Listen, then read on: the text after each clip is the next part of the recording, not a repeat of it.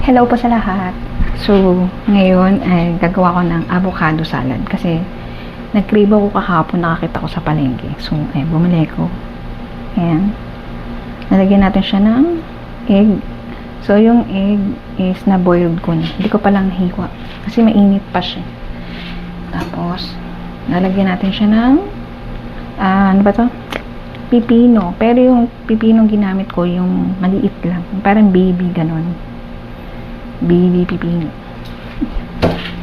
Tapos, lagyan natin ng carrots. Etong carrots, binlunch ko siya. Kasi, may kasama ko, di ba, matanda. So, feeling ko, makikain siya. So, para pwede niya kainin. Kasi hindi siya mahilig sa, hindi luto. Pati itong kamatis, binlunch ko saglit. Saglit lang naman, as in saglit na saglit. Ayan. So, ayan na siya. Ito na siya. Ayan. Tapos, paano ba gagawin? Mimix ko na ba siya, oh? Tapos, gumawa ka ng mashed potato. So, gusto ko siyang ihalo. Ang problema, mainit pa siya. Ano oras na? Mainit pa siya. So, hindi ko pa siya malalagay. Wait lang. Paano ba?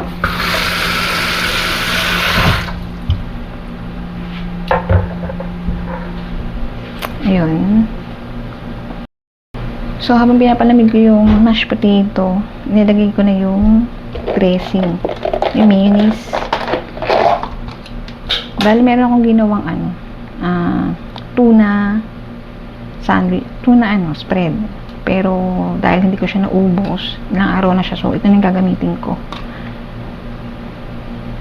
So, yung tuna na yung pinaka niya. Ayan. Nagayin natin lahat.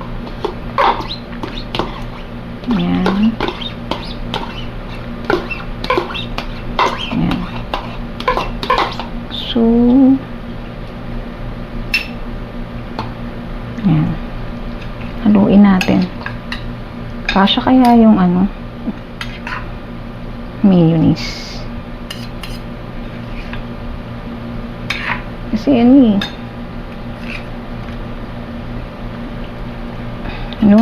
mukhang okay naman. Okay naman yung mayonnaise. Ayan. Feeling ko, pwede na to.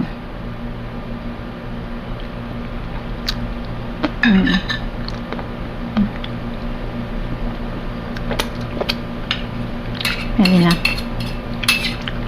Tapos, iibabaw ko na lang yung mashed potato. Ito medyo na siya. Malamig na. Ang daming halo. Maubos ko kaya ito. Ayan.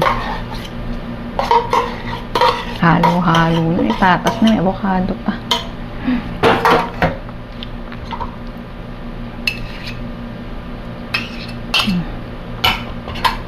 Ayan.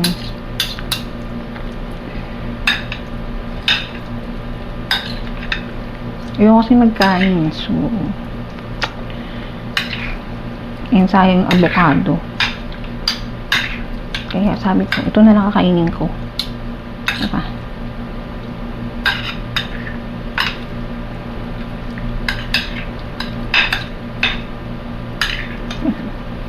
Ang pangit na niya. Hindi na siya mukhang tapos meron akong lettuce. So binlunch ko siya kaya medyo hini kulay niya. Pero okay lang. Kasi hindi kakayanin ng alaga ako pag hindi siya masyadong hilaw.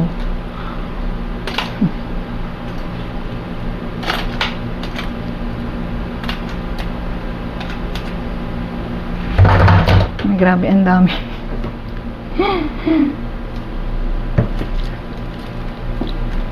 Ang dami. Kaloka. Paano ba to?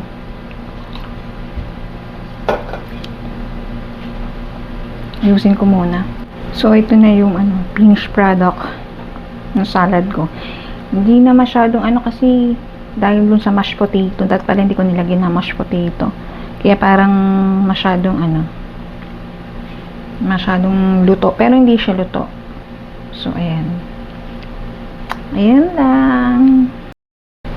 So, yun lang. And bye-bye. Kakain na kami.